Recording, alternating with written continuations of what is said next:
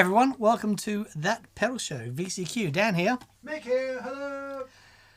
We've spent a wonderful afternoon in the company of some very cool pedals making some very loud noises. Yes. A bit loud, maybe. Indeed. Yes, indeed. Yeah, cool. So welcome everyone. Yeah, let's have a roll call. Let's see where everyone is coming in from. I got a lovely message from Gordon Rankin, who was at the Andy Timmins and Robert Keeley clinic on the weekend. Oh yeah. Said it was fantastic, which sort of pretty obvious that would be fantastic. Hello everyone. Nice. Welcome. Yeah. Let's see. Mojo from Philadelphia. Benny H. Hello from Brisbane too. Brisbane the second. J. Paul 13. Good afternoon from the quiet corner of Connecticut. Lovely. Mystery School says, I ruined my day by smoking weed way too early. That is all. Fair enough. Cheers from Rochester, New York, says Patrick Glantz. Sergio Martinez, San Antonio, Texas. Lovely. The Juggernaut says Apoca, Florida says hola. Ah, hola. Very nice. Metieros Huevos Rancheros. About 2:30. San Antonio. Greetings from Rick at Honey Picks in New York, in NC, USA. NC. North Connecticut? Nincompooperville. Is it? Yes. I'm not very happy with the positioning of this microphone. No, of course. White Donkey says greetings from Canmore, Canada. Canada. Swing better. Victor Gustafsson is in from Stockholm. Oh, lovely. Stockholm, let me go home. I listened to that album again last week, and I put on what's the song? Elephant. Yeah. And I played that to Liv, both in floods of tears. Yeah. Unreal. Yvette is the one that gets me on that record. Right. Yeah. Aldo Para says, hello from Mexico. First time watching live. Greetings. So glad you could join us. Yeah. Thank you to everyone that's coming to hang out with us. Indeed. For the afternoon. Apparently, we've got tons of super chats in already. Right. We may need to close off the super chats. Okay. We may need to close off the super chat. Bazooka Chicken. Hi guys from the deepest, darkest West Midlands. Where's West Midlands? What's in the West Midlands? Birmingham, Wolverhampton. Okay. Right. I like Birmingham. I used to do loads of gigs at the Walkabout in Birmingham. Nice. And it was really nice. Some great restaurants up there. And the canals through the middle of Birmingham City is lovely. Yeah, so beautiful. Really lovely. Down there. Yeah. Unless you run into Peaky Blinders. Not so good down. Chris Gibbs, everyone is always more exciting places. Hi from Fleet. Hey Chris, how you doing? Thank you for your message, by the way. I did email you back. Good. Shenanigai are afoot. Oh, very good. Okay, that's yes, Shenanigai are afoot. Very good. Nefarious activities. Actually, not nefarious at all, but... Chris Warburton, Nottingham here. Herty Gruten booked for bucket list. Awesome. And Gonzo Duke says, greetings, gents, from a rainy Washington State. Ah, hello, Washington State. State of Seattle, of course. What, Washington's in Seattle? No. Seattle is in Washington State. Oh. Which is different from Washington, DC? Yes. Oh, okay. Washington DC's down there. Washington State is up there. Have we run out of names? It's like you go to Australia and England and America, and so many of the places are the same. There's a slightly more sinister reason for that. Oh, I understand that. Just like, even back then we had more words. Yeah. That we could have named places. Well, this looks like the south part of Wales. Let's name it New South Wales. Maybe they got confused. Maybe. I want to leave that country. It really sucks. I'm poor. I'm suffering from malnutrition. All I want to do is go to my new world. Let's call it exactly where we've come from. Isn't it? All I want to do is get away from there. Yeah. Oh, here we are. What should we call it? York? No. No. It's a new version. Oh no, New York. It's probably, terrible. Anyway, I'm going to turn Super Chat off with thank yous to everyone who has Super Chai already. That would be wrong because chai would be a plural and it's not. It's a past participle. So what? Chatted. Past what? Participle. Good. Participle. Yeah. Okay. Anyway. Past participle. There we go. Let's see. Oh, Paul Matulovich sneaks in. We'll be seeing you on Friday, Paul. Oh, brilliant. Yeah, I believe. Oh, what's the date this Friday? The 28th. Okay. Is that where you go, oh my God, it's my Uncle Dave's bar mitzvah? No. No. No, there is a... Let me just double check. Because... Yeah, sorry, Paul. Dan can't make it to the experience day on Friday. He's having his hair done. No. I'm here. It's the following experience day. He's not having his hair done. Yes, indeed. I have no hair to be done. It's a blessing, really. Small victories. I must replace these stools. I'm more and more hearing their resonance. Nothing wrong with your ears, then. Well, no. One ear.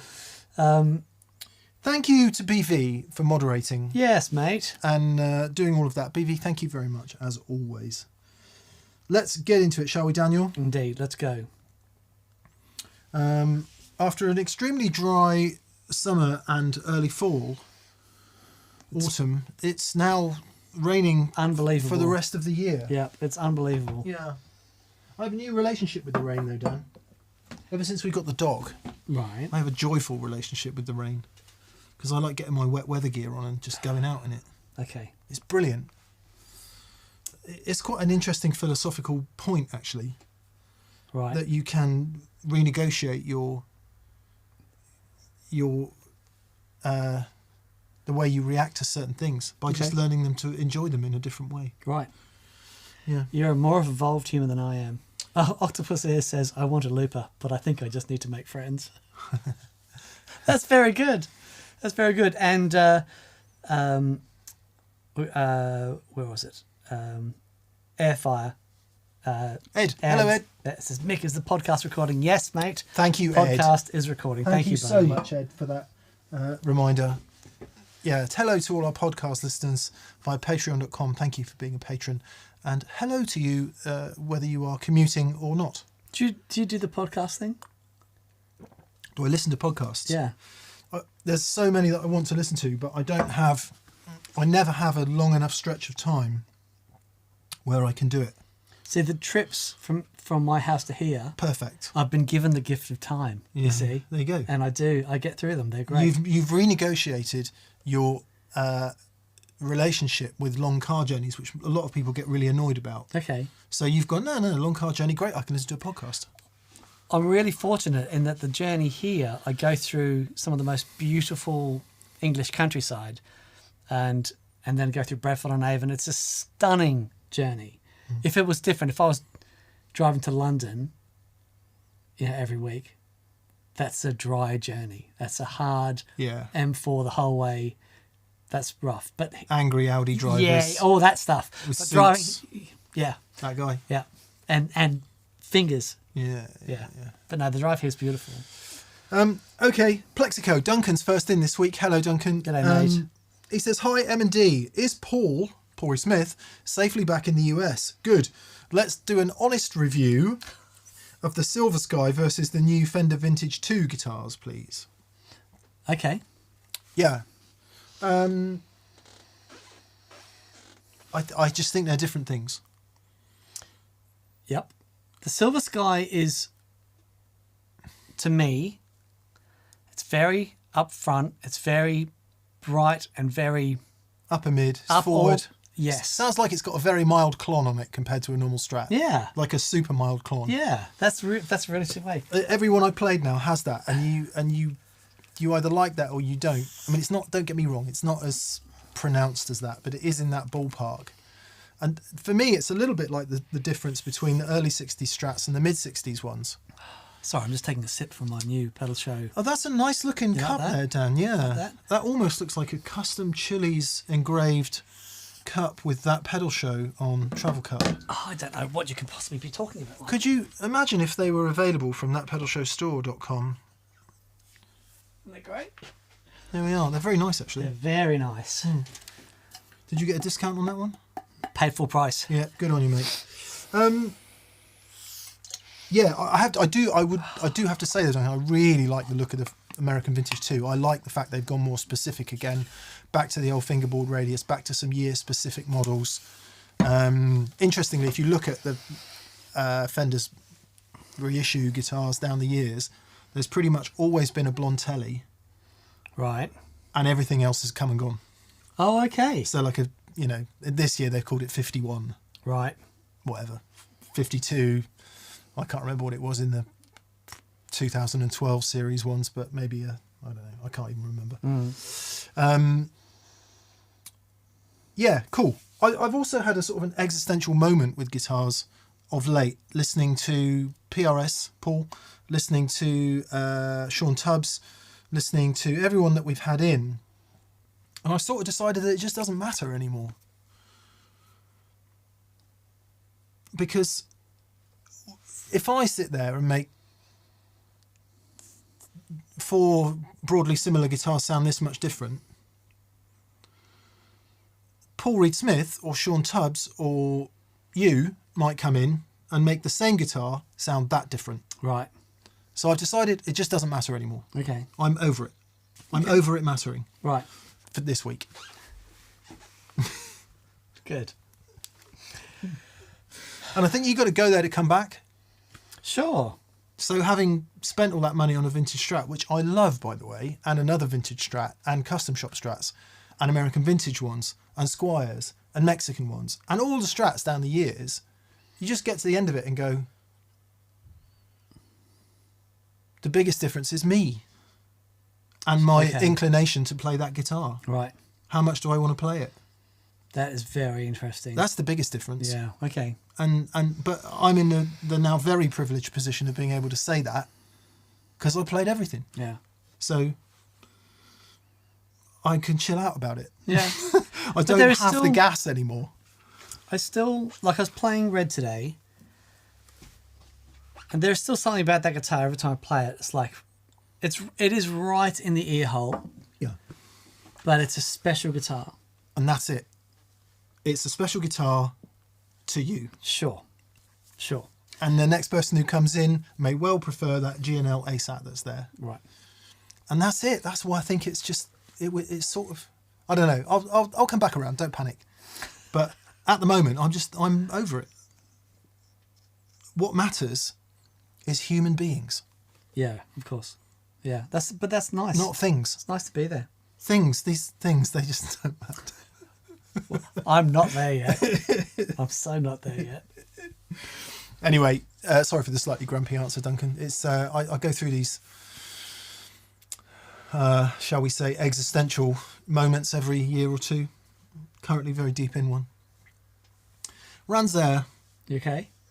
I'm better than ever. Great. Genuinely speaking. Well, that's wonderful. Yeah, 'Cause yeah. I thought you were. Yeah, You seem yeah. to be in a really good place. Genuinely better than ever. Yeah, wonderful. Yeah. Ran's there. Tonalities. I think Ran, we're seeing you next year as well. The PRS show was amazing. Something else. The love for good tone in guitar from the three of you was palpable. Just fantastic. It was really good, actually. And he says it was a banner week for me. While on a business trip, I scored a Java Boost. Keeley Java Boost. At Little French Local Shop. And snagged a TPS Experience Day at the last second. Huzzah. Oh, get in. We do have to say sorry to everyone who tried to get an experience date and couldn't. You might have had it in your basket and people managed to check out quicker. We got a lot of very angry emails about people not being able to come. We're really sorry. There is a limited number of places and it is first come. Well, it's first checkout, first served. We're sorry to say, but that's the nature of the beast, unfortunately. Yeah, so sorry if you were disappointed. Yeah, indeed. We're blown away by the response to the experience days. They've been extraordinary, and that people want to come and hang out with us for the days. It still is surreal. Those experience days that we put up for sale, they were gone in 5 minutes, and it's completely unexpected. So yeah, sorry to everyone that missed out. We will. Next time when we release some more, we'll have a look at the time that we release them, and maybe do it on a different date, because we got people fly in for these things. It's pretty amazing. Yeah. So anyway, there's a few people confused by my comments. David Tompkins says, "Hallelujah, Mick's seen the light." I've always known the light's there, David. I think you just got to find it. And a few people going, "I'm really worried." I'm panicking, mate, says Mateus Gimzinski. But at least Tim Lurch agrees, Dan. Yeah, he agrees. So that means we're in good. Tim is a highly evolved human. Hey, Tim. Ron Leslie says, "Oh my God, Mick's gone all hippie on us." No. No, he isn't. Oh dear, we've gone to the top of the list again. Lamb Shanks says Chris Waters. Hey Chris. I got caught in a New Forest thunderstorm yesterday and rescued by a lovely bassist. Okay. Called Nick. He was the spitting image of Mick. Mick, do you have a brother? I do, but he's called Darren and he doesn't live in the New Forest. Interesting that both of our brothers are called Darren and they both live in Australisationals. Yeah. Yeah. And I came out here and your brother went out there. Yeah. There's parallels. There are no coincidences, Dan. No. None. I wonder if they're going to get together and do a YouTube channel. What would that be like? God almighty. Russell James. Hello, Russell. He says, D&M, I'm past the honeymoon phase with a new guitar. It's a Schecter PT Fastback. I'm used to digging in more and I'm struggling with intonation on the jumbo frets. Thinking about trading it in. Do you have any thoughts? Ooh. Yeah, that's really interesting. It is a really interesting question. Honeymoon phase. That's a whole conversation about that. One of the skills that is the most difficult, certainly for me, and I am yet to be able to acquire it, is being able to listen and try things out objectively, because I still get really excited. And when you're in a state of excitement about anything, you experience it differently.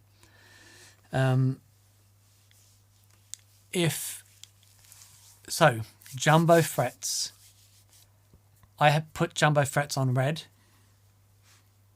and I thought I was like really fizzy about it. A week later, I went back to Johnny and said, I've got to swap these out. I can't intonate. Everything sounds tinny and thin. Yeah, it was predominantly the tone, wasn't it? Yeah. And he put the old 6105s back in, and problem solved. So, if you've Taylor, do you know that 6105s are actually higher than 6100s? They're taller. Yeah. Yeah, but they're not as wide. They're not as wide. Yeah. And the 6100s are there's more mass in the 6100s. Yeah. Only marginally, by the way. Yeah, it's super marginal. And of course, then it depends how much they take off when they do the fret dress. Yeah, but the thing for me is, I once the 6105s are on, I get a heavy fret dress done that brings them down a little bit. Oh, interesting. I've always done that. It just just works, certainly on red. Anyway, if I would, one of the options would be to have that guitar refretted with something else, but the problem is you can't then take it back. If you've bought it new and you've got an opportunity to take it back and get something else, then, because if you're not happy with it, you're not happy with it. There's another side of the argument that says, learn to be happy with it. But I'm on the side that says if it's not right, it's not right. Find something that's right. Because if what you're used to doing is digging in and you love that sound, you've got to find a guitar that's going to work for you when you dig in. It's hard though, man. It's hard buying new stuff. Because, you go to a guitar store and Danish Pete brings out a guitar and goes, oh, look at this. And you go, oh, and you start playing and you get all excited. Thankfully, I had most of that exit when I worked at Guitarist because we had everything all the time. Yeah. So you get, I wouldn't say complacent, but you get to understand that curve. Yeah. Which is not to say I don't spend hours on the internet looking at Sunburst Strats. Sure. And other guitars that I love. So it's still there. The love for guitars is still there, but that kind of understanding what you like and what's going to work starts to go in after a while, doesn't it? Yeah. I am getting much better. But there's that, what happens when you see a guitar or a pedal or something, you imagine what you can do with it and you start getting excited about the possibilities and about the potential of it. And when you actually start going through it, it takes a period of time until what you understand the potential, then you get to the reality of what it can actually do and what you sound like into it. Yeah. And then it's like, oh, okay, maybe this isn't. That's just something that everyone goes through it. Yeah. So your options are twofold. Well, they're threefold, Russell. One, just play it more and decide what it does well and how you can engage with it. Two, if you really love the guitar and you like the sound of it more or less and you really love it, then consider a refret. You could have some smaller frets put in, depending on how it is. But yeah, I'm sure you could do that. Three, trade it, sell it for something else, and that, I guess only you can make that decision. But just be aware that if you do have it refretted to something smaller, you may well lose some top end out of the guitar. You may well lose some brightness. Yeah. Which of course would be a highly contentious thing to say in certain corners of the internet, but there we are. We experienced it firsthand with Dan's telly. So. Let us know what you decide to do. Yeah. Mark Davis says, thoughts on a replacement speaker for a Roland JC60, or I assume it's a JC60. He says JC60, which must be a Roland JC60, isn't it? Must be. I don't know it. JC60 amp. Oh, there we go. Single 112. It's 1970s. Wow, I didn't even know such a thing existed. No, and now I'm all excited about a JC60. See, automatically I'm going. See what you've done here. A replacement speaker. I'm just trying to find out what's in it. Obviously had a metal coloured dust cap on it. Yeah, it's a Yamaha. Would have been some Roland speaker, wouldn't it? Yeah. Oh, yes. Roland Corporation musical speaker. There it is. Very musical. Looks like a medium magnet ceramic speaker.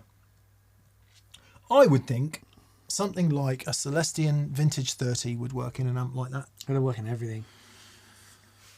60 watts. 60 watts, yeah. Heavy magnet. Plenty of bottom end response, plenty of upper mid bite if you want that, and just a really great all round speaker. An EV would be a perfect speaker for an amp like that because it's just everything. Yeah. Actually, yes. WGS 12L if they still make it. Go for that. Headroom. That would be amazing.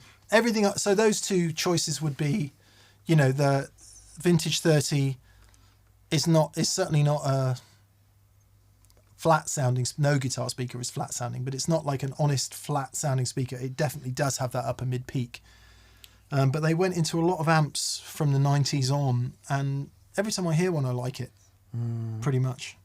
We've got a 212 Fender Bassman of all things. It's not called a Bassman, it's called a bass breaker, but it's a Fender Bassman made in a 212 cab, and that has two Vintage 30s in it. And when I bought it used off a guy in Hull, and I just took one look at the picture and I'm like, right, they're coming out.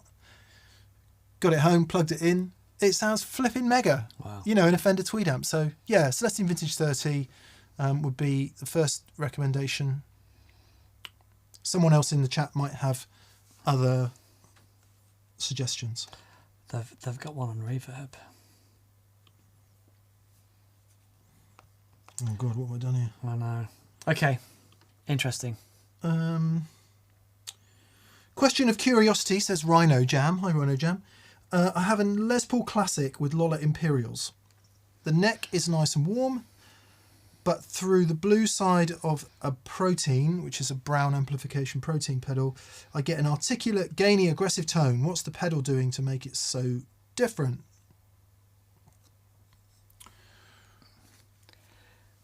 Blue side of the protein is based on a Marshall Blues Breaker. Mm-hmm. And what do we know about the Blues Breaker? We're talking impedances? Just the way it's voiced. Right. Fairly honest sounding, not massively mid-humped. Yeah. Plenty of top end. Yeah.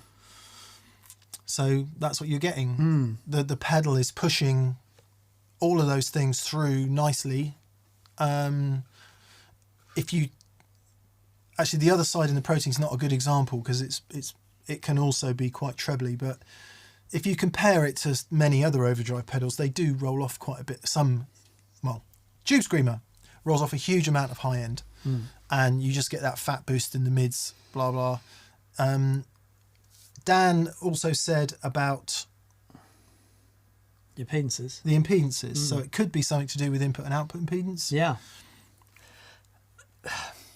If what you've done, if you've got, because it's the true bypass pedal, if you've got your guitar going into that pedal, going into the amp, you've got your amp set so that the neck pickup sounds nice and bright, then you kick the pedal on, that pedal is buffering the cable that goes from the pedal to the amplifier, and you will get a spanky top end boost as you basically halve the cable capacitance because half the capacitance is gone. So sometimes just having a buffer at the end of your board can help that. Also, depending on how your guitar is set up, look at the tone stack. Look at whether it's modern or 50s wiring, because that will also help with the amount of top end bite that the pickups have in the guitar When you turn down. But also, the thing is, theoretically, when the volume is turned up, it shouldn't have anything, but there is each capacitor also has a resistance value. I've noticed the difference in my guitar, even just on full, by just changing that over. Okay. And it's subtle, but it's there. But I'd have a look at, try, if you've got a Boss tuner, for example, put the Boss tuner directly after your protein and then cable from the Boss tuner to the amplifier, basically any buffer, and see what that does and see if that has a significant impact on it. Yeah. That works. Yeah. That Good luck, works. mate. It's a nice sound, isn't it? I hope the bottom line to that whole comment was that it's a really, really nice sound with the articulate nature of everything. Somebody was asking, and we get asked it quite a bit, and I just wanted to cover it off here. It was from, come on, where are you? It was Chris Tree. Hi, Chris. Chris says, I'm really struggling with guitar. I've had periods like this. All together now? Yes. The reason I wanted to touch on this question is it's a super common question and we get asked it all the time, which means, Chris, you are not alone. I think it's a pretty natural... Michael Jackson sang a song about this very thing. You don't want to do that guitar. He did. Like all matters of not feeling in quite the right place, you just got to let it happen and let it ride out, and don't latch onto it. It's a feeling that you've got. Don't grab hold of it and make it who you are. That's not the way it works. Just let it come. Look at it. Look at the feeling and go, that's an interesting feeling. Let it go, and just let it go and do its next thing that it needs to do. You don't need to own it and become it.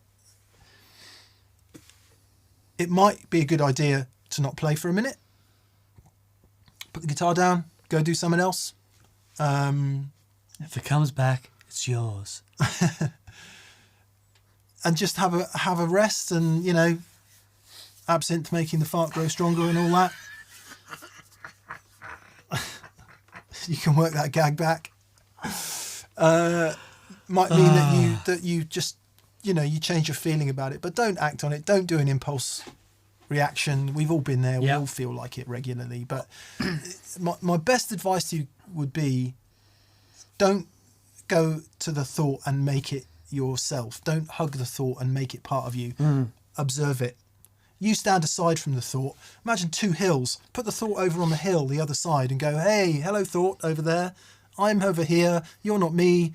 See ya. Are you on a barge floating past the thought on the hill? You can be wherever you want, Okay. as long as the thought is away from you and not part of you, because it's not you. So my story to do with that was I got very fed up. I'd come back from this massive tour and flat broke. Got a call from the manager saying, oh, okay, the artist that you're playing with has now moved to America and there's nothing else in the books. And I'm sat there going, well, this is ridiculous.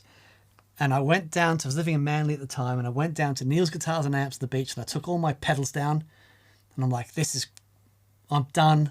And I put all my pedals in on a consignment, and including my mistress, like I went home, had a couple of beers, woke up the next morning going, oh, I'm an idiot, what have I done? I ran down there.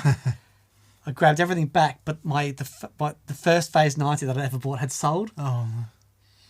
So, yeah, don't make any brash decisions, because, you'll feel differently tomorrow. You absolutely just... Or the next day. Yeah.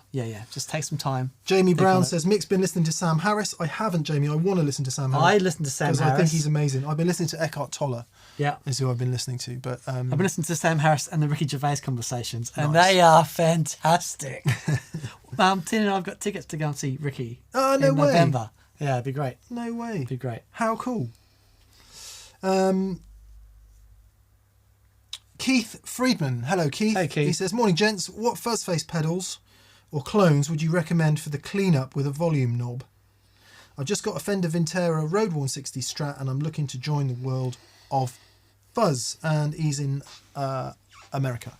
My favourite one is the BC 108, and we used that. What was the video we used that in recently? The Dunlop one, Analog Man? Analog Man one. Yeah. And there's something about that fuzz. It's almost synth-like, the way it attacks the notes. It doesn't have the same attack as the NKT 275, but it's for playing lines. It is just the most astonishing thing. But the cleanup in it is incredible. It's a BC 183. BC 183. Okay. Yeah, Analog Man variant. Now, so what we're saying is, we would always recommend the Analog Man Sunface series. They're our favourite fuzz face types for a number of reasons. In pretty much all of them, I think, first of all, there is an input resistance control tweakaroo on the inside, which has quite a significant effect on the effect of your volume control and cleanup and all of that. So that makes it slightly adjustable. It's not purely there for that, but it does have an effect on that. Secondly, either externally or internally, there is a bias control on most sun faces by Analog Man, so that you can get that point of spittiness to where you like it. Thirdly, and perhaps controversially least important of all, there are about 18 million transistor types you can choose between, and this is where you fall down the rabbit hole of going on the Analog Man site every day for the next 2 years trying to work out which transistor you're going to use. Don't do that. Just make a decision whether you want to go silicon or germanium, pick one and go with it. But we would always say Analog Man Sunface. They just make fab fuzz face type pedals. Yep. And if you've got a standard Strat, like you have your Vintera, perfect for this. Make sure there's no tomfoolery going on like humbuckers or treble bleeds or other stuff that's not standard 60s spec. You can have your tone control on the bridge pickup if you want, but treble bleeds and all that, no. You'll find that it works fantastically well for the cleanup. Yeah. What most people don't get about fuzz faces in the first instance is you do have to have them Timed. all the way to full Yeah. on both controls, and then just back, as Philip Sace told me once, until the sound of frying bacon disappears. So it needs to be cranked, right? When you step on that at full volume on your guitar, you'll think the world is going to end. And it sounds 50 times louder than the clean sound. It's highly unlikely the loudest transient is going to be much louder, but everything else around it is, like the fuzzy bottom end and all the rest of it. So what you really need to do is ride your volume control and only go full out fuzz once everyone else is Lifted to the experience. doing their thing. Yeah, yeah. And then you'll go, oh my God, it's not loud enough. And then you need to put a clon after. That's your next journey. Yep. And that is, as far as overdrive goes, personally speaking, that is my desert island overdrive sound, is a cranked fuzz face, a clon after it, and a Strat. Best sound I've ever heard. I've mentioned this a number of times. I rocked up to film one day and I walked up and the studio doors were closed and I heard this sound. And I'm like, that is astonishing. And I stood outside the doors and I just sat there for a few minutes listening and just enjoying it. I walked in. It's the first day I'd heard Mick on the 61 Strat into the fuzz face, into the with the clon, into the two rock. Yeah. And I was like, and I just stood there going, that's it. That's the best. It will. Everything else must be compared to that now because that is it. But thank you, mate. That's very kind of you to say. You don't need all of that. We did it last week on the PRS show. We had the SE Silver Sky going into an Analog Man fuzz, into the horse meat, into these, more or less these two amps here, and same result. Just awesome. Anyway. Yeah. So yes, Analog Man is what we would say, Keith. The good news about that is, I mean, they're high quality. There might be a short wait list on Sun Faces, but not into King of Tone territory. They hold their money really well. Handmade in the USA, By someone who really gives yeah, a thing about it. Which is to say, has longer term value as well. So that's what we would recommend. Yep. Lovely. However, there are also many other really fantastic boutique builders making really nice fuzz face type pedals. Yeah. Let's mention Teddy at TrueFi makes a great one called a Two Face. Ah, that thing's killer. Really good. So there's a hell of a lot out there, but let's make a quick decision. Simple, safe, gonna sound brilliant, awesome Analog Man Sun Face. Yep. Perfect. Isaac Draper. Hello, Isaac. Hello, Isaac. I'm using a wet dry rig with the Humdinger as my splitter. What can I use that would let me AB amps without swapping the Humdinger for an ABY box? Oh, you can just use a mute switch after the outputs of the Humdinger if anything that will ground the signal. So if you want to be able to just turn one on and turn one off, and you want to leave the Humdinger where it is, just get a kill switch. Yep. Things that you might already have, a tuner. Very nice. You could put a tuner after one side, and after the other side put something like, or any volume pedal turn to zero. Yeah, or any other pedal that will go to zero. Yeah. Which would help you if you just want to do that quickly, so you can AB. How that works in a practical sense once you're out playing is something else. If you want it to be able to turn each amp on and off, and then maybe look at exchanging the Humdinger for Dan's AB Baby. AB Baby does all the things that the Humdinger does, but it's also an ABY switch. Thank you. Got any stock? No. But we'll have soon. I knew that was going to be the answer. We'll have stock, I think, by the 27th of November. I've been having a chat to a few builders lately just about finding parts and stuff, and it's some things are getting easier, some things just are still difficult. No, it's funny though. Oh no, it's not funny at all. Anyway, what's next? What's funny? Just I've come to understand more that the electronics industry and in music is actually built off the back of electronics for everything else. The pimple on the butt cheek Exactly. Of the human yeah. that is the car industry Yeah. and the computer All that industry. stuff. So Yeah, you yeah. might think, I might say, okay, I'll need to order 5,000 op amps for this thing. And that's a lot of op amps. But it's laughable. Yeah. Like the only TI, Texas Instruments, who, big American maker. Where do you think they come from then? Yeah. Unless you're buying 1 million plus of an item, you can't contact them directly. You've got to go through brokers and stuff. And so it's, anyway, it's very interesting. Yeah. It's very interesting. I've been having a conversation with loads of my friends, including Gordon Rankin, who joins us here. Gordon's an amazing engineer, and he's part of my Brains Trust. And it's like, the whole industry is going through it, just trying to... It'll come back. It has to. Yeah. But it's going to be different because, man, they are the component manufacturers, because all the prices have gone up. Yeah. And they are, man, they're making hay while the sun shines. And then those prices aren't going to go back down. So it's going to be really interesting next 12 months, what happens with it. Yeah, and that will spawn a whole new development of other technologies and... Yeah. Which will take about 50 years to filter down to the guitar business. David Tompkins says, I still have my Texas Instruments speak and spell. Nice. Brilliant. Very good. Bumhole. He must have been typing in swear words to the speak and spell, right?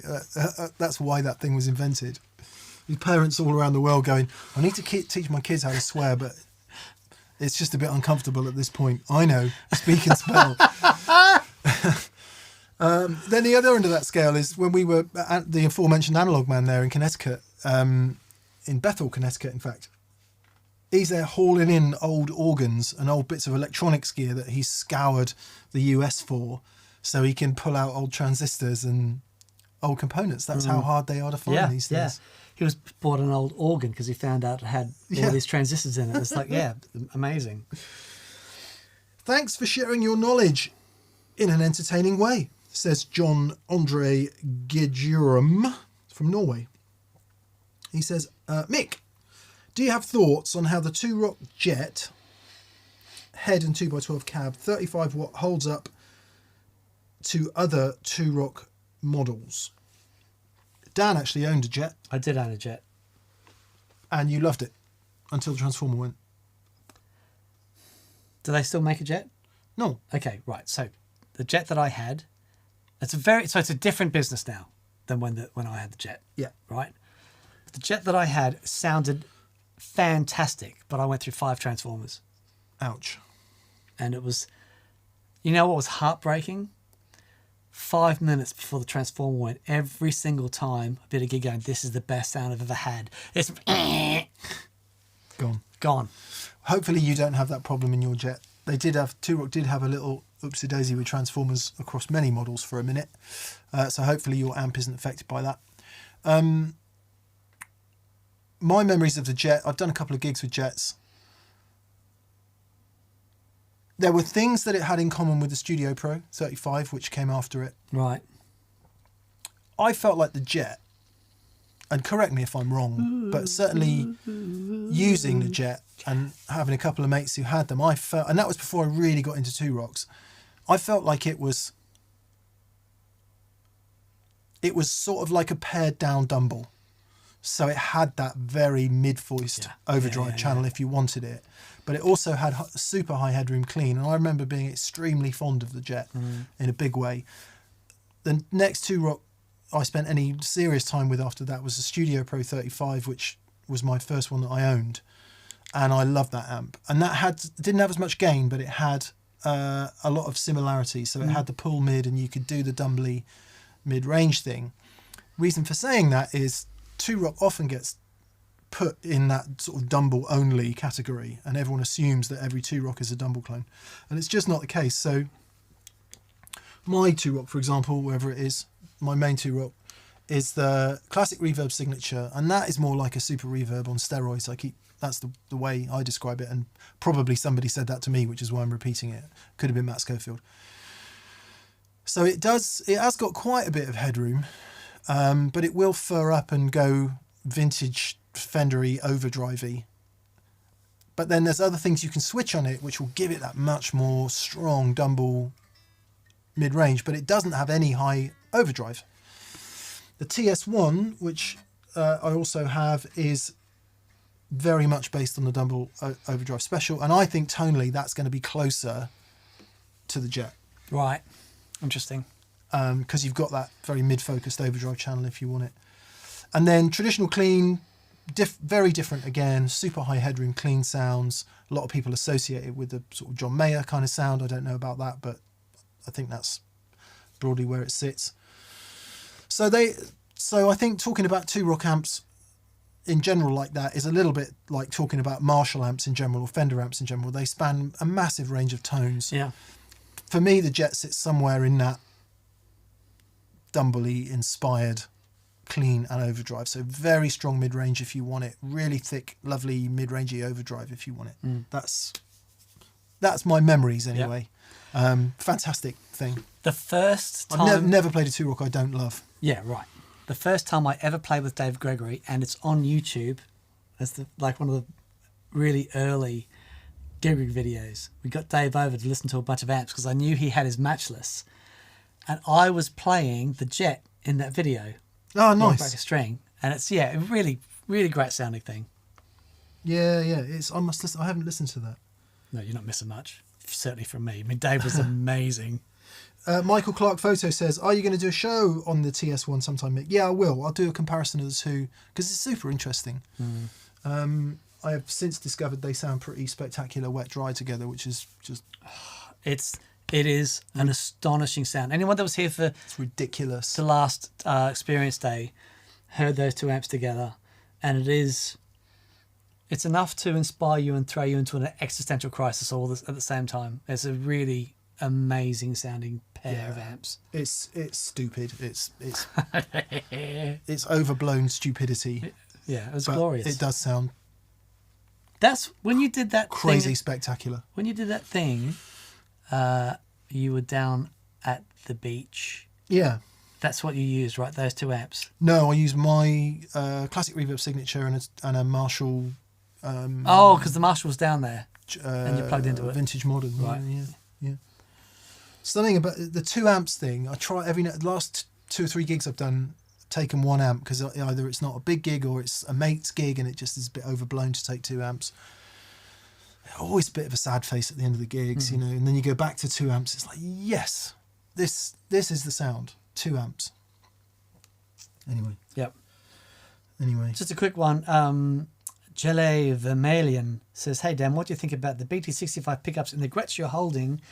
I think this guitar is killer, and it rocks like no one else's business, but the clean sounds in this thing it's Gretsch. Yeah. It's got the Gretsch thing going on there, but they're really beautiful. Yeah. We used it. Really lovely. Before we came on to do this today, we filmed NPD New Pedal Day, 4 or 5 new pedals, and one of the guitars Dan played today was that.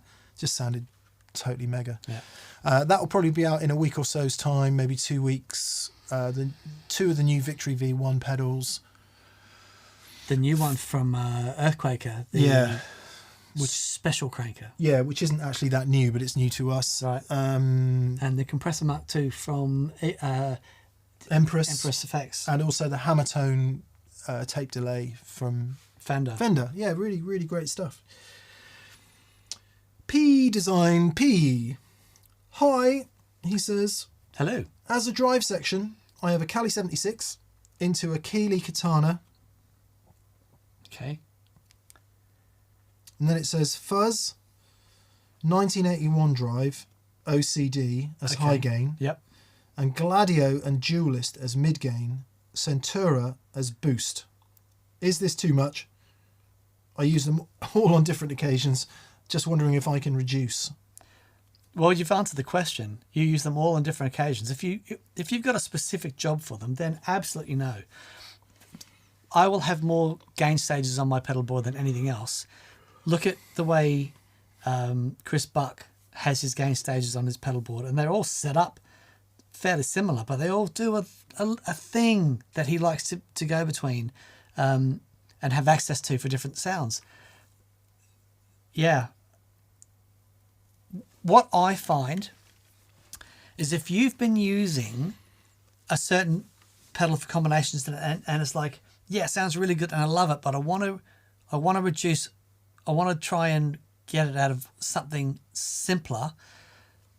When I've tried to do that, it's always compromised. I remember I had I was trying to get a heavier tone, and I had Landgraf overdrive. Oh, nice. It was astonishing, and I had a love pedal balance into the Landgraf overdrive, and that was like in one loop, and that was the sound. And it was just awesome. And I remember thinking, oh, I can get quite a bit of money for this Landgraf. It's worth quite a bit. I'll just put a Rat in there because it'll do a very similar thing. Yeah. And I've been kicking myself ever since getting rid of that pedal. I've it was really, really stupid thing to do. Secretly scouring reverb for an HP2 as well. Right. Not the same thing, but for the same reason. It's like, well, I've got loads of things that could possibly do this. Sure. But, that's gas. Yeah, that's, experiment with it because, in your situation, I might be speaking out my butt and it might be perfect. Do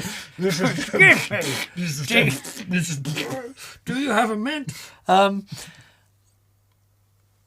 But just be aware that if you've got, using the combination of those pedals, if you've got some sounds that you absolutely love, we're going to do a show on this, right? We're going to do a show on getting rid of everything else and just concentrating on your gain stages, getting rid of reverb and delay and everything else, and just nailing those gain stages before you start to embellish them. Because what I find is it's really easy to make any gain stage sound great with reverb and delay, but in actual fact, those core tones, those core gain stages, once you've found them, they're magic. And don't let go for the sake of, I just want to save a bit of space. Yeah. I find as well that I'll go through a period of really liking fat, middly, TS type boosts and overdrives. And then sometimes where I just want sizzly, tweedy. Yeah. What's the Walrus 385? That kind of thing. Thorpey Warthog. So if you've got like groups of pedals that sit in either camp, you can soften them out. Yeah, if they're classics. I mean, if you need the cash, get rid. But if you don't, then just keep them for a rainy day. And, yeah. Or indeed a non-rainy day, a sunny day. Indeed. Yeah. Good luck, mate. Let us know how you get on. Marcus Linanen wants to know what's the model of Dan's Gretsch. What is it, Dan? This is a Gretsch red guitar. It is a JT18. It's a G6228 BT Players Edition Jet. How do you know that? Is it written somewhere? With stop tail. How do you know that? Skills. 20 years on a guitar magazine. Yeah, it's a jet, but it's called a broad jet because it has these Broadtron pickups. Oh, okay. Chambered body. Yeah. They also do it with a Bigsball. Do they? Which is what we call Bigsby's in the southwest. Could I replace that for a Bigsby? No. Well, you could, but you'd have to do some, No. I kind of just... Anyway. You'd probably just have to fill these, wouldn't you? Yeah. Yeah, we could put a Bigsby on there. That'd be very cool. Yeah. Okay. But I want a proper Bigsby. One that doesn't stay in tune and, because that's what Mick needs from me. Yeah. I really need that. It's such a cool guitar. It's got It's a great guitar. I such a love it. different tonality from anything else we have here. And every single time he plugs it in, I'm like, I love the sound of that guitar. Yeah, me too. No questions, says White Donkey 11.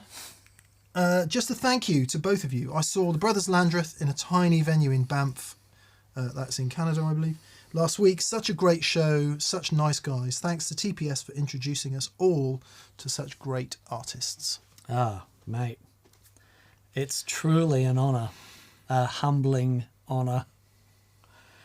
Yeah. Yeah, it is. Yeah. Please tell all your friends to watch the session we did with them. It's had peculiarly low views. I don't get it, but anyway. Yeah. Anyway, there we are. I guess the truth is, I've said this before, all guitar players like guitars. Most guitar players don't like most music. Well, yeah, you've got... Yeah, because it's... Music is broad. Yes. And we go... You like I your like, thing, I don't like you? that. Yeah. Anyway, Chris Liddle. Hello, Chris. Hey, Chris.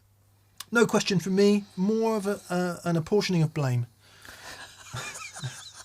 This is good. You should be in UK politics. Or any politics for that matter.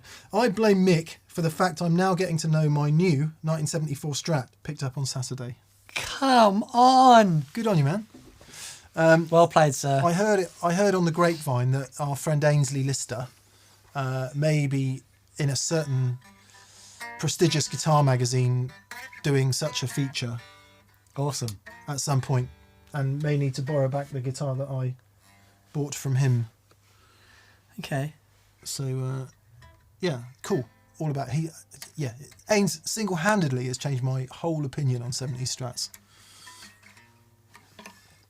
Yeah. Congratulations. Well, he makes them sound pretty good. Congratulations. Mickey DT-i7. Mickey GT. Mickey DT-i7. If you say it fast, is it? No, anyway. No question from Mickey. Let's just check if there is a question.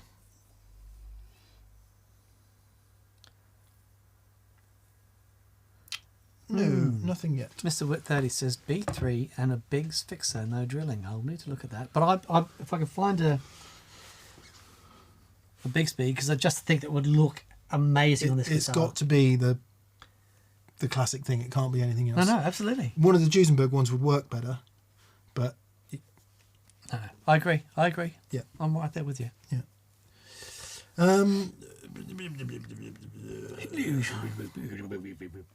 Brian Carpenter. Hey, Brian. He says, are there any concerns with running dual mono and having different always-on modulation going to each amp? For example, chorus to one and phaser to the other. No, not at all. Great way to do it. Yeah. Seriously, the dual mono thing, experimenting with that is a doorway to sounds and inspirational tones that everyone needs to try. And not just having one dry amp and everything else wet, but having a dry amp that an amp that you can send other things to. The signal is split. You can put whatever you like on those signals. Yeah. A couple of things just to be aware of. If the pedal changes phase when you turn it on, if it's a true bias pass pedal and it changes phase when you turn it on, then you may have issues. But no, there's no problems with that stuff at all. Have at it. It'd be brilliant. Yeah. Brilliant way to do it. Yeah. Brilliant way to do it. What he said about phase is the most important bit. In terms of the intensity of the modulation, you might find that in certain parts of the wave shapes, you get accentuations of certain frequencies, so it might get very bassy or very trebly, but that's okay. Work with it. Go with it.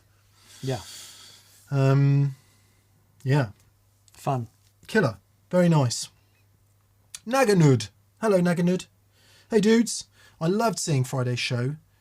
Did whatever the new thing Paul showed you after recording appeal to either of you personally? I thought it was very cool.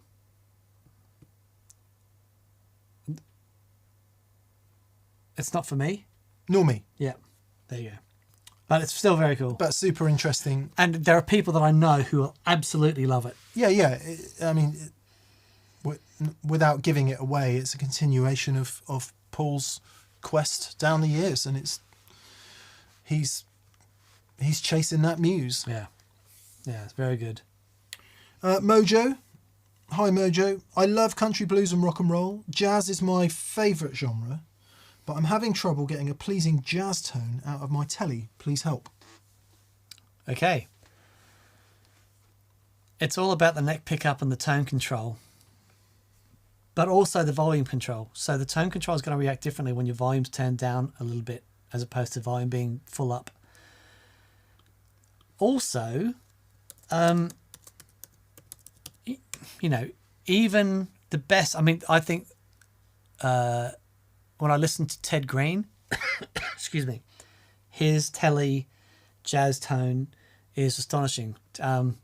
Mr. Timothy Lurch, who's on with us today, listen to his jazz tone with his tellies and T-style guitars. Tim uses a Charlie Christian neck pickup in some of his tellies. It sounds amazing. It is still the sound of a Telecaster neck pickup, you know, playing jazz. It's never going to sound like an arch top, but it is its own thing, and it's really, really beautiful. Yeah. What I would say is, if you set the amp up clean and fairly flat, you don't want a spanky, you know, sort of bright teletone. You want a fairly flat response.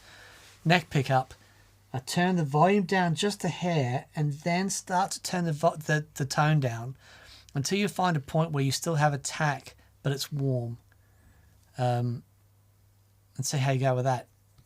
Also greatly depends on the way that it's, you know, the pickup that you got in it. Is it wired 50s wiring, or is it wired with the modern wiring? That has a big impact on how that sounds. The capacitor size has a massive impact on how that sounds. Yeah. The vintage ones have a larger 1 mic capacitor in there, which rolls off a larger proportion of the frequency to ground. So it is warmer, as opposed to, you know, some of the smaller value capacitors. You wind it off and you still get that mid range in there. I think that might be.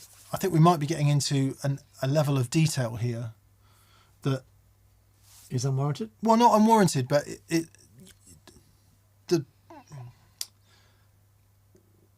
is the kind of last bit of the puzzle. Yeah. The big bit of the puzzle is what he said first: neck pickup, down a bit on both controls, probably. Yeah. And then, you know, experiment with where you pick and all that. By way of serendipitous occurrence, the next question is relevant. And it will triangulate this, as you will see. DS Randlet says, "Hi guys, I have a player telly.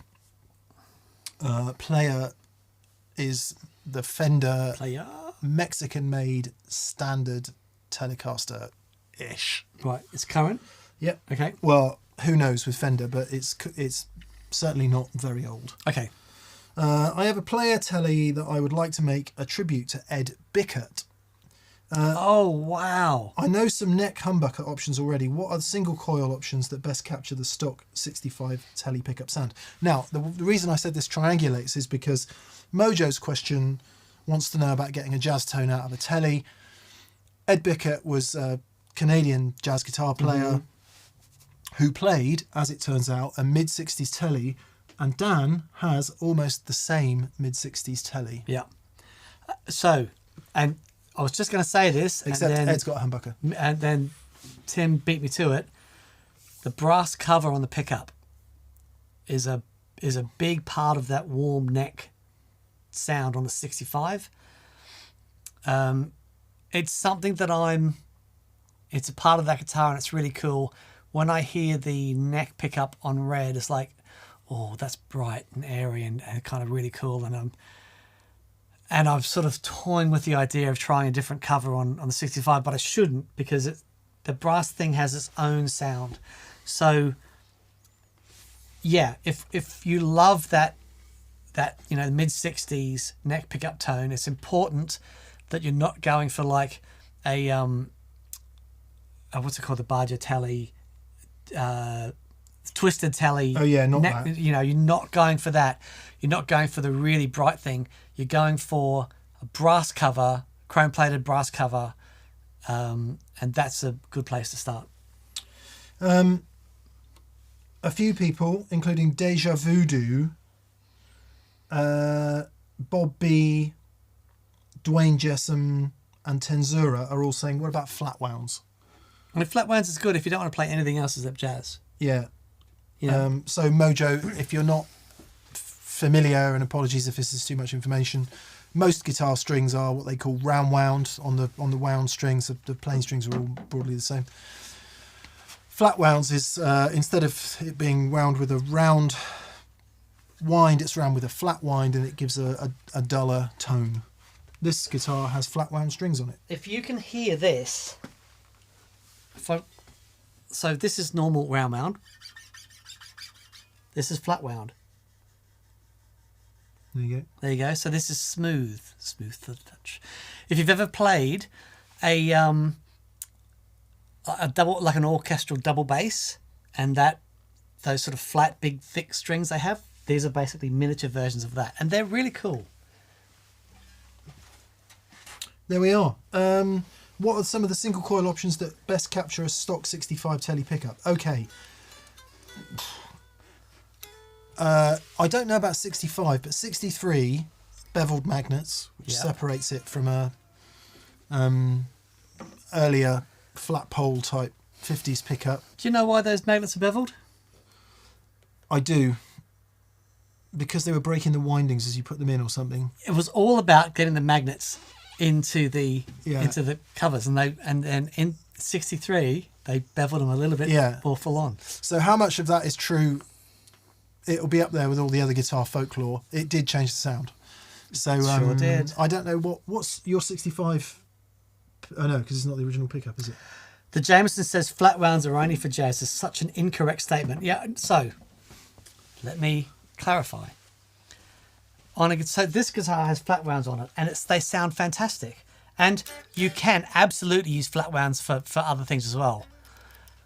What flat wounds will do on a Telecaster is they will fundamentally change from that classic. If what you want is a classic telly twang, flat wounds are not going to help you get there. But they sound. I find that on this guitar, I can play a lot of different things with the flat ones on this guitar, but I do struggle with flat wounds on a telly for anything else except jazz. A lot of the alt rockers and shoegazers and stuff like flat wounds, don't they? Do they? I think so. Right. Some of those heavy gain genre, especially on offsets. Right. Equally a generalisation, I know, but I think they're widely used in many of those genres.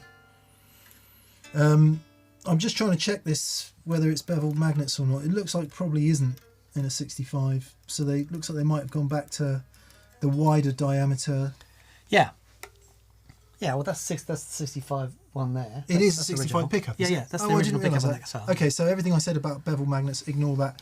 And again, don't know what wire they were using. If you go onto any of the really decent pickup manufacturers, bare knuckle, Lola, oh god, Monty's, pick them. There's so many great pickup manufacturers out there. They will have a mid 60s type telly one probably. Yeah. So that will help you. That will help you.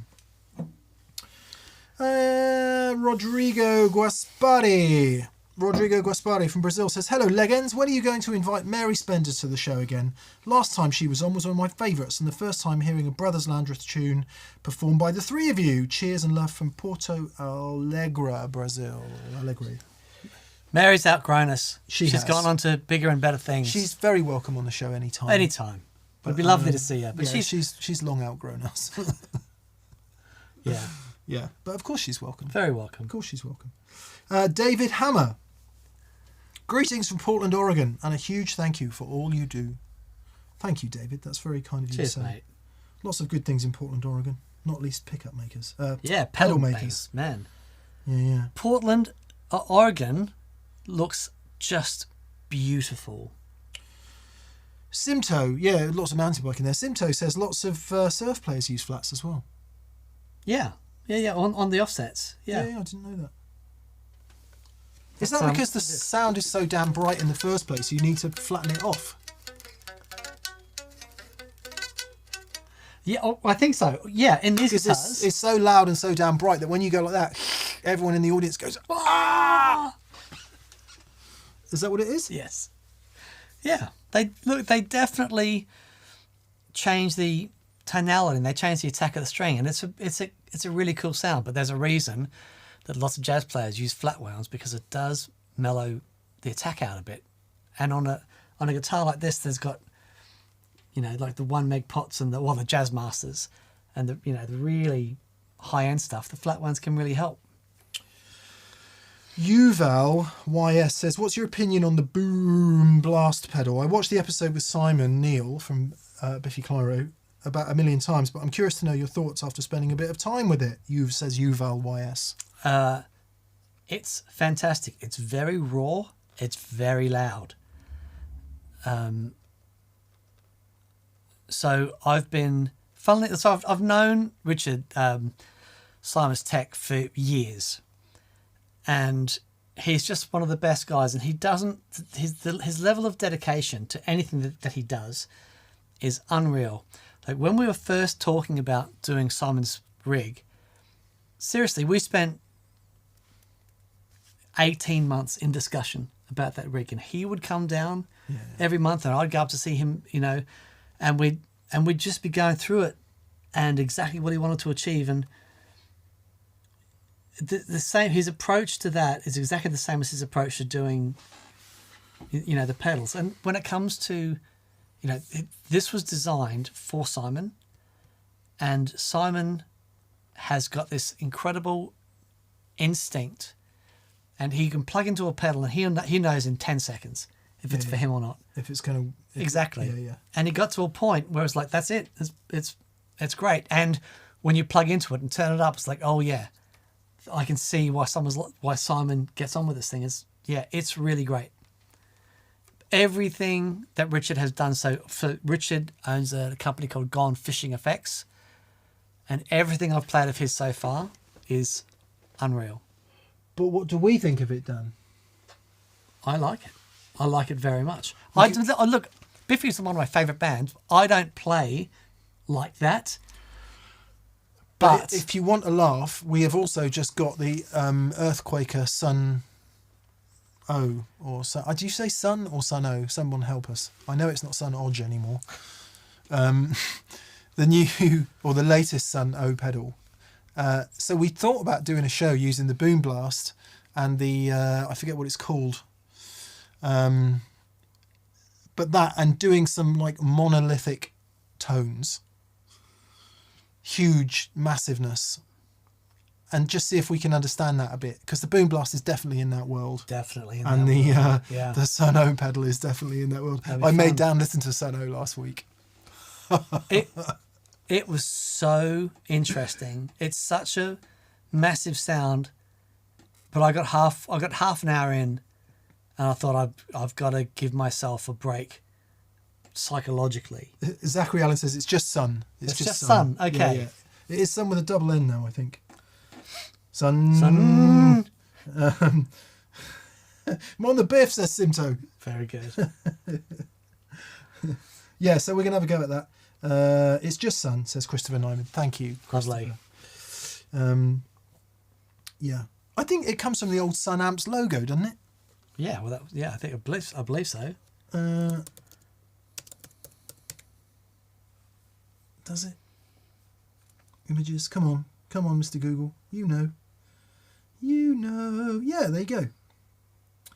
So the band's name is basically the same as the Sun Amps logo. Right. So it looks like. You tell me that it looks like Sun Odge. Right. So, but it's a whole band based around advertising for Sun Amps. Yeah, because it's the sound of it's like they've released the most brutal sounds that Sun Amps can make, and like this is the sound, this is the albums. I really like this. Okay, well we'll release it. It's very good. I love the song. Yes. Sun Life pedal. Yeah, that's what it's called. Yeah. Yeah. So we'll do that, and just we'll try and treat it with more respect than we treated the shoegaze show, which was never supposed to be quite so disrespectful. It was just a bit of fun. But we won't have any fun. We won't laugh at all. We'll just be very serious. Monolithic sludge metal. Actually, it's not even sludge metal. Sludge metal. What's it called? Doom. That's so funny. James Brown, when we saw him and went to NAMM, and James Brown is drone metal. Amazing design. Drone metal. Tidy Milk. Yeah, right. So there's no drummers, I'm assuming. It's just never heard one. Right. Very interesting. Yeah. It's mesmeric. It's mesmeric.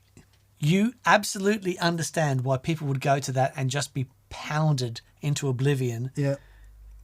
When you hear sounds like that, when you hear the shoegaze thing and that concept of incredible volume that puts you into an altered state. Yeah. It's like, oh yeah. Okay. Yeah. Okay. We'll get into that. Zachary Allen. Legends. What are your thoughts on powering fuzz or drive pedals with batteries versus a power supply? Does this really only apply to germanium fuzz-fi?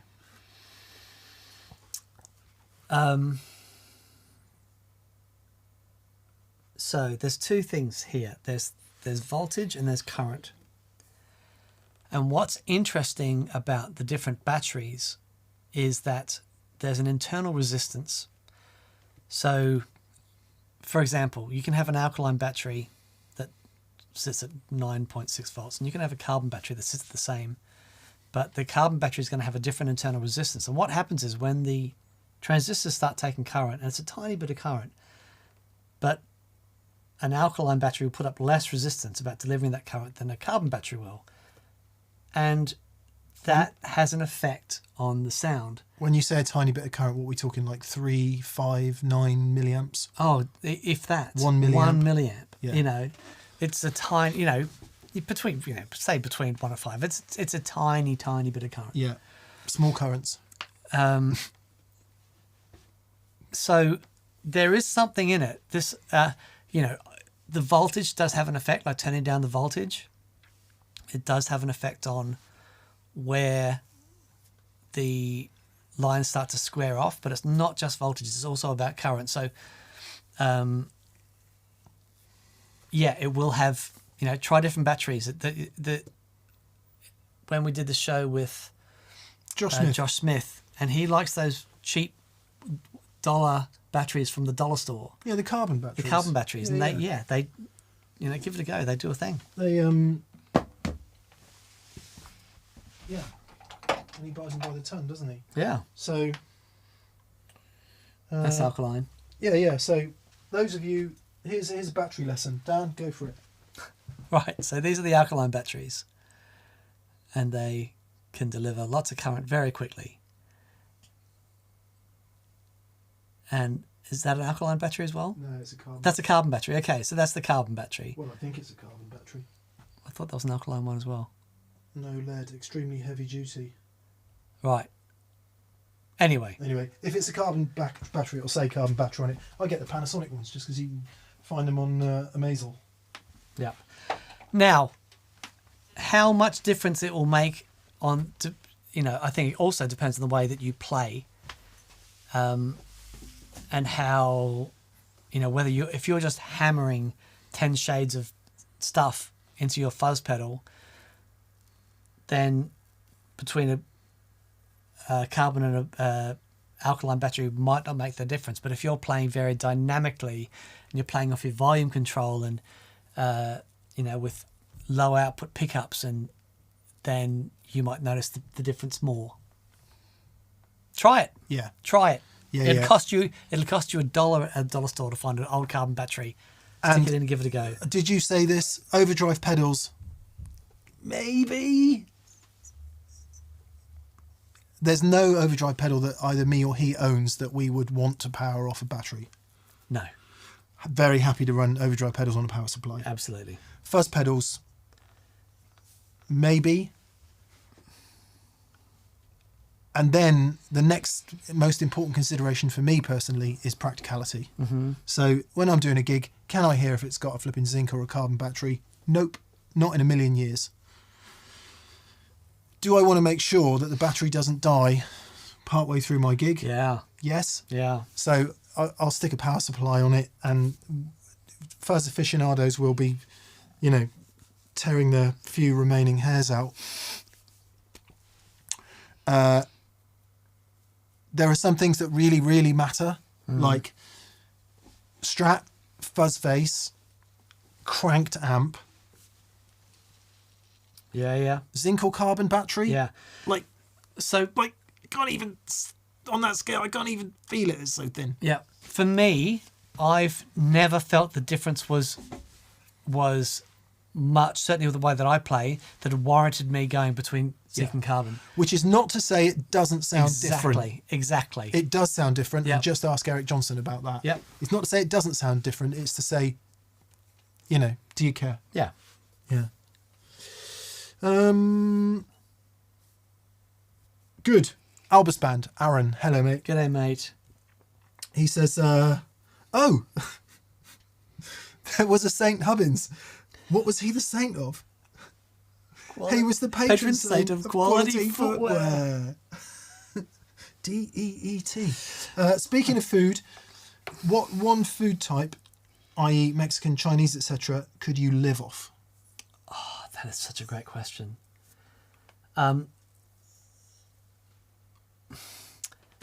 Okay.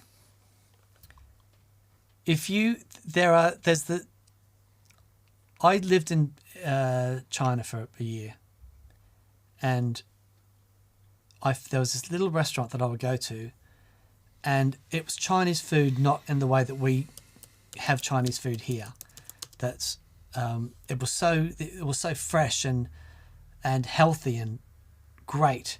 I had a gig at the Hard Rock Cafe in Beijing, like in the 90s, and after the gig, there was this amazing little restaurant. That basically it's a tent with a fire pit, and you just point at the menu was in Chinese, and you would just point and have a go, and she'd just bring stuff out. It was unreal.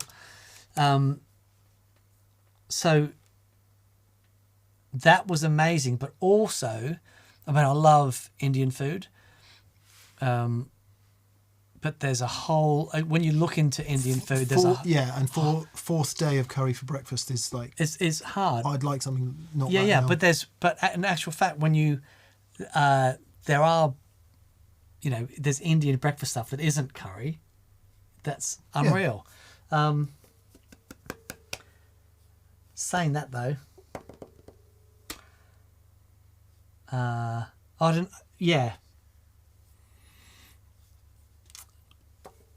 it's hard for me to go past Indian food, like really good Indian food. Whether I could live off it would be challenging. Yeah, I'm good with Mexican food actually, because your breakfast options in Mexican food is pretty vast.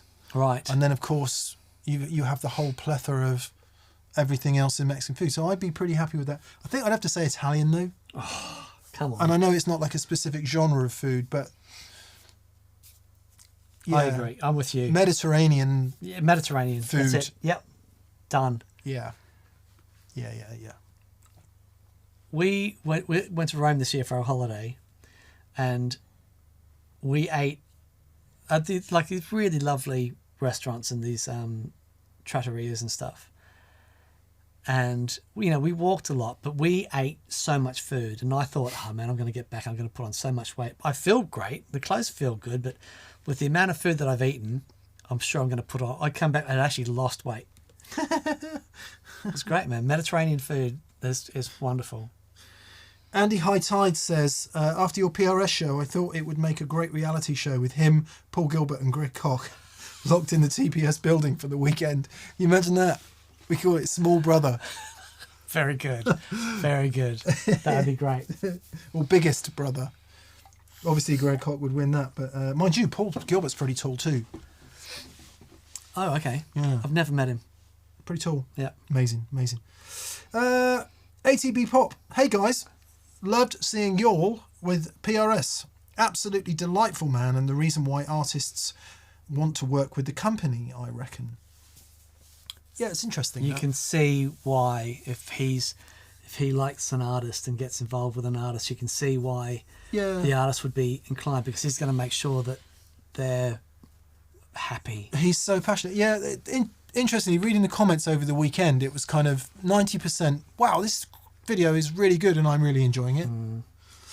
5% going, this video is, I thought I would hate it, but actually, because I don't like Paul Reed Smith, but actually I'm enjoying the video. And 5% going, I just can't watch it.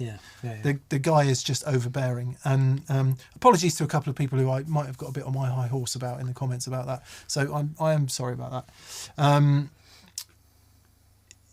Yeah, he's a Marmite character, isn't he? For sure. But then if you just accept him for what he is, and don't wish he was something else, it's the best roller coaster ride. And you've got to remember what he's achieved in this world. It's like it's pretty astonishing. You know,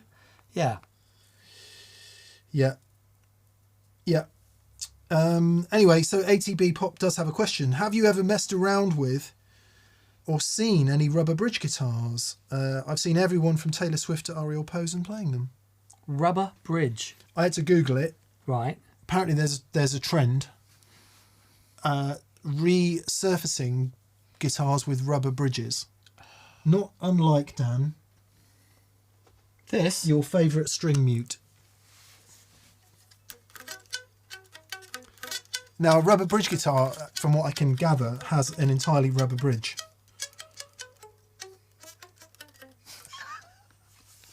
Okay. So you get that dulled off tone, and I would imagine that can be very. No, never played one. We should get one.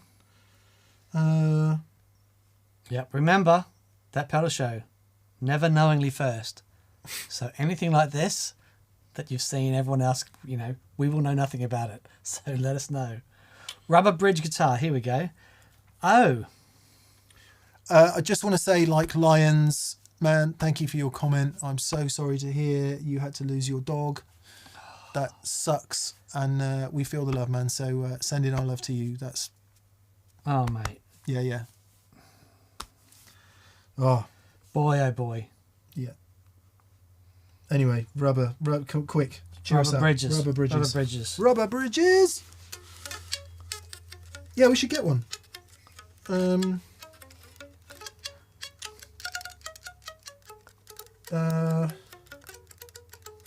Todd Roy says probably so they can fake their playing better. Or their fake playing can't be heard. Apparently RJ Ronquillo just installed a rubber bridge. He made it sound amazing. Yeah, I can see the... For those of you who don't know, there's a whole history of mutes on bridges.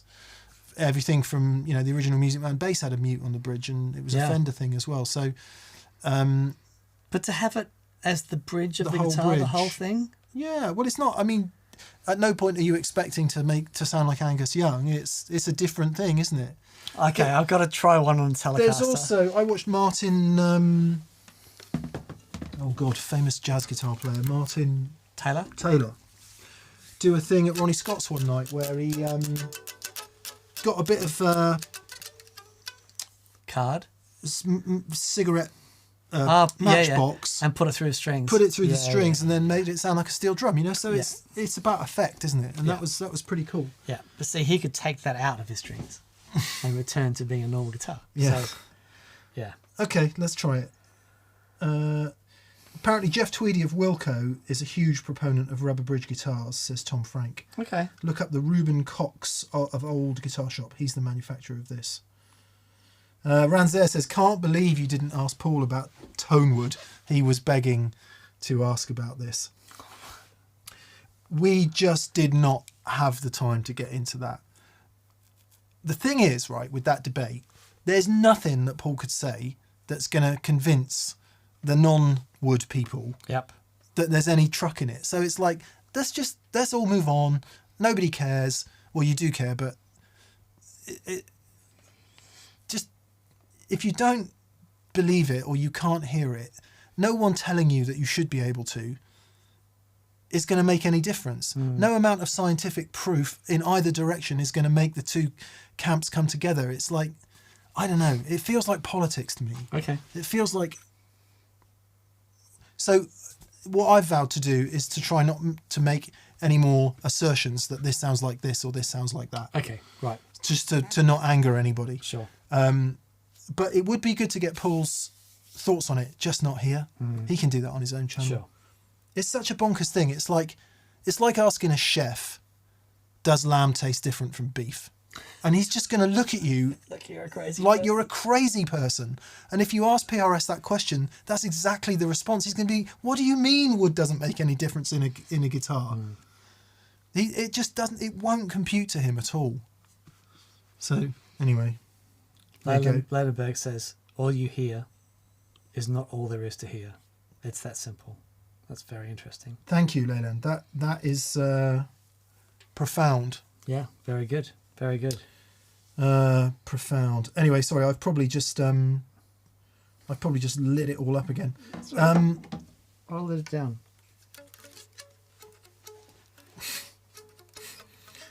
It's Brazilian rosewood on a rubber bridge guitar. Yeah, I can definitely hear it, man. Someone asked about D-style pedals. Who was that? To bring it back to TPS stuff. Dan doesn't get it. He just doesn't get it. Oh God, sorry, I can't find it. Someone was asking about D-style pedals. Will we do another D-style pedal show? Because it's been 6 years. D-style meaning Dumble style pedals that can make you sound a bit like a Dumble amp. God, I'm still trying to find it and I can't find it. Sorry, I've missed your name.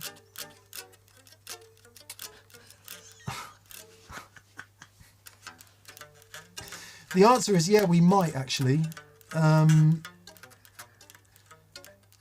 Not because we want to find the best Dumble sounding pedal, but because we think the whole thing is a little bit misunderstood at this point. I think we've got the amp that's as close to a Dumble as we're ever going to get, which is my TS1. So as long as everyone can accept that as sounding a bit like a Dumble, then we might go there. Yeah. Unless anyone does actually want to lend us a real Dumble, but that seems unlikely to use in the way that we want to use it. Yeah, anyway. Cam North says, good morning from PNG. I'm assuming you mean Papua New Guinea? Yeah, maybe. Yeah, that's cool. Morning, Cam. This guy, Cleveland. Cleveland. Is that a Family Guy reference? Well, Cleveland is a character on Family Guy. Yeah. Anyway, or it could be that you're from Cleveland. Anyway, hey Mick, I was very interested to hear about your 2-Rock Silver Sterling signature versus your CRS. Is your Maiden Mesa power amp rig similar to one or the other? Yeah, kinda actually.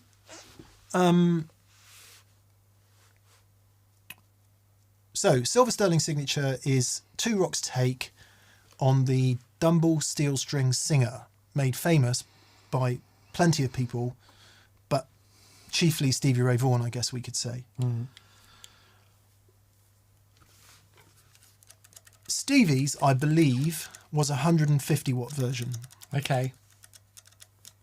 I don't know if David Linley played them as well. Anyway, Stevie's the one that's sort of famous for playing it. Mayer's got one, John Mayer's got one. Might even be Stevie's, I don't know. But anyway, John Mayer's got one. So first off, the difference between the Steel String Singer and my CRS, for me, is the Steel String Singer has this very unusual envelope of note. So the CRS, the Classic Reverb signature, is quite quick. It's not as quick as the TS1 in terms of the initial transient. But the Steel String Singer feels slower again. And so there's much more bloom in the clean sound for me personally. And it does have this kind of, or at least the one I played, the two I played, have this kind of really odd, almost harmonic feedback on a clean tone. incredible sustain and bloom in clean sounds, which the CRS doesn't have so much, and less so the TS1. So I would say that was the biggest difference in feel. Tonally, both got quite a lot of options, so you can make them more or less middly and all of that. But for me, the biggest difference was feel. The CRS, the classic reverb signature, always feels a bit quicker, a bit sharper, Right.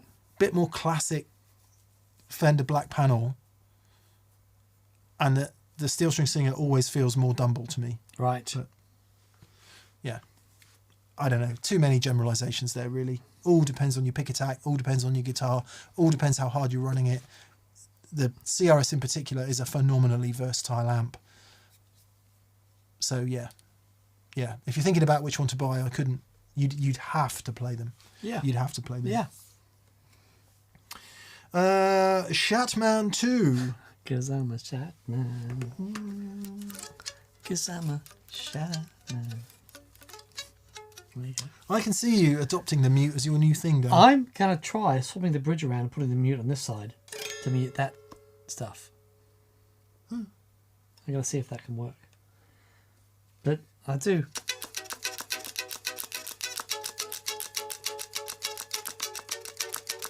It's nice.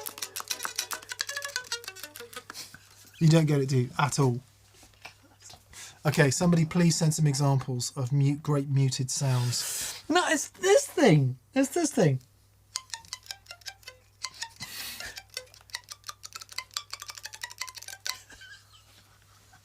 Just why? Why?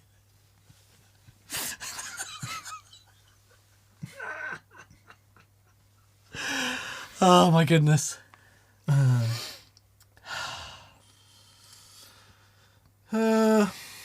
Bye, guys. Love you, says Kawal Guitar Life. See you, Kawal. Have a lovely evening or morning or day or wherever you are in the world. Thanks for keeping up the great content, says Shatman2. Thank you. Sorry, I've got Get it? something in my mouth. Thomas Gelnar. Hello, Thomas. Hey, Thomas. I bought an Epiphone Broadway and now I'm discovering new tones through this guitar. Have you ever thought of an episode about tones you can achieve with arch tops and jazz boxes? Greetings from Thomas Gelnar. Yeah. Yeah, that'd be groovy. It's a very, very interesting thing. When I first heard... You could come dressed as Ted Nugent. When I... With a Birdland. Yeah. Well, okay. Have a listen to... there's the video, Yes Songs. Yes. Doing their thing. And Greg Howe... No. What? Yes. Who? Greg Howe. Steve Howe. Steve Howe. Sorry. Howe. Steve Howe uses a Switchmaster. The old Gibson Switchmaster in it. Yeah. Into a pair of cranked twins. And it is the most extraordinary guitar sound. Yeah. There's some really great rock sounds through those things. They can sound really cool. When I first heard Gary Moore, it was on that track, Over the Hills and Far Away, which I thought was amazing. Was it?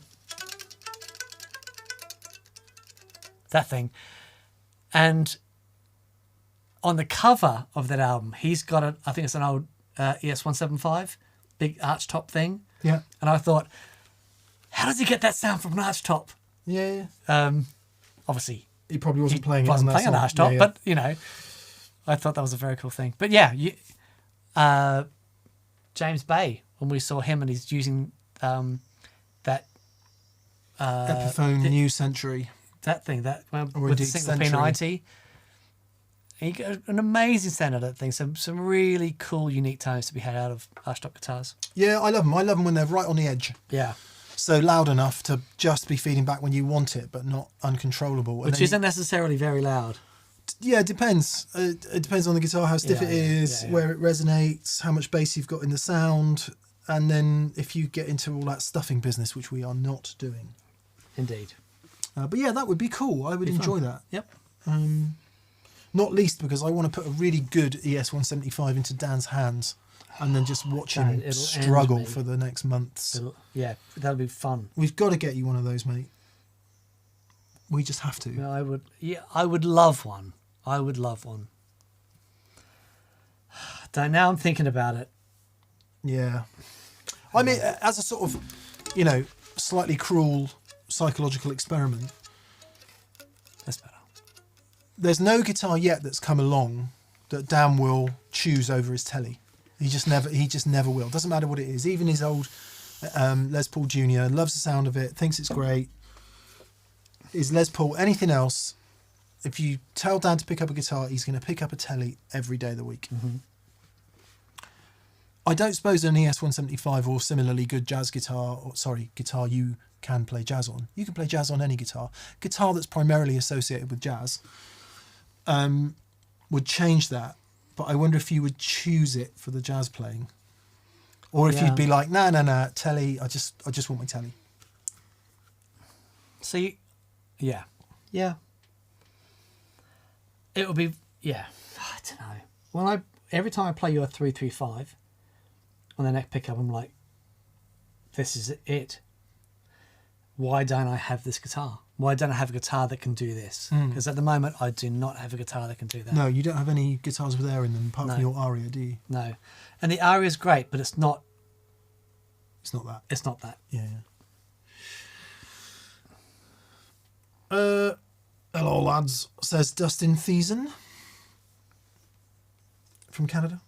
Canada. I met some splendid Canadians this week. Did you? Yeah, our neighbour has some friends over from Canada. We had them over for dinner on Saturday night.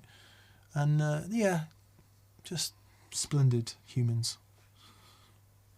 Lovely. Just if you like, a whole If you like nice people. country full of people reduced into one comment, there it is. Very good. He's got 2 Rolls Royces. Old ones, mind. Right, okay. Really, really old, not super vintage ones and not really modern ones, like just old. Awesome. Hello, lads, says Dustin Thiessen. Any thoughts on a 12-inch speaker for a 6G2 Brown Princeton? Oh. I just don't know. No. I would say probably Celestian Blue. Because, depending on what you're looking for, but those amps break up fairly early on. And I just think that an appropriate wattage speaker, so that you get a bit of that, when you start to turn it up, the speaker starts to work as well. I'm not a massive, for that type of sound, I much prefer a lower wattage speaker than having a high wattage speaker when you're just hearing the power section and stuff. I want to hear a bit of that. Unusually, I agree. Yeah. So, Celestian Blues are really great for that. You would think an Alnico speaker, wouldn't you? But Yeah. I just don't know much about those amps at all. Not the same thing at all, but somewhere here is a 64 Vibreverb that Ainsley's lent us, and he's given us 2 speakers with it. One is a remake Weber Alnico speaker, and the other is the famous 15-inch Lansing Oh, yeah. speaker, JBL. Altec Lansing.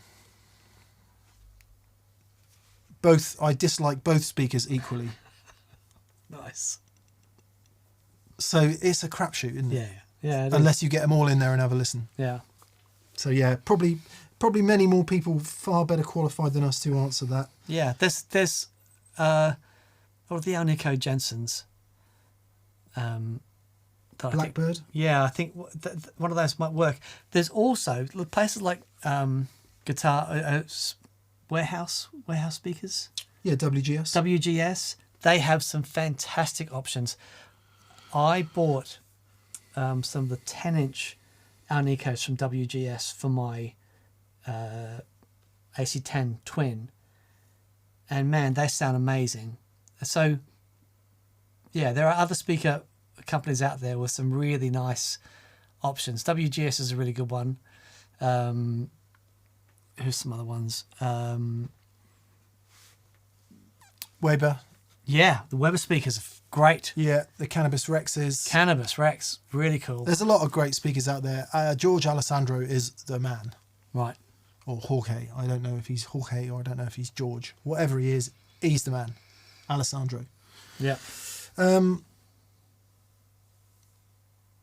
Nimatel wants to know, is there any chance to give the 20 watt Hendrix amp a spin? Not here.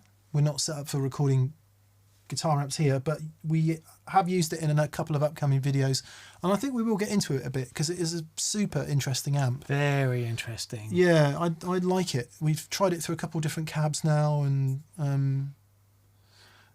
there is a question there to be asked about 20 watt amps. So we've got a couple of Rev D20s kicking around.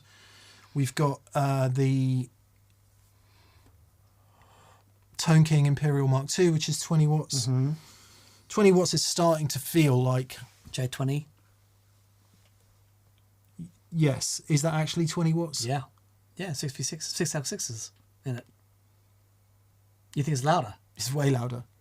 Okay. Does he rate his amps like Matt Amp rate their amps? No, no. It's not. It's still cathode bias and stuff. It's 20 It watts. is 20 watts. Yeah, It's crazy loud. it is. Okay, 20 watts seems to be a place where people are settling at the moment, and I think there's an interesting question to ask there somewhere. Not least, I have developed a problem in my left ear, which I'm going to go and see someone about, and I don't know if it's a bit of wax stuck in there, if I actually have damaged it. So it might be that we have to be a bit quieter for a while that sorts itself out. Yeah. Or indeed doesn't. Because I ain't wearing earplugs. I can't hear anything when I wear earplugs, so we'll just have to play quieter. We can do that. We can do that. Or go back to playing acoustic. Or Mute. get those rubber bridges going, babe.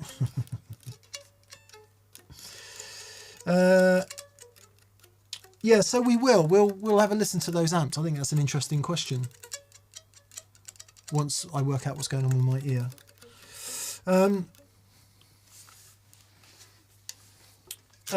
Antonio Cruz Barreto says, hello guys, is a Marshall Valve State ATV a good amplifier?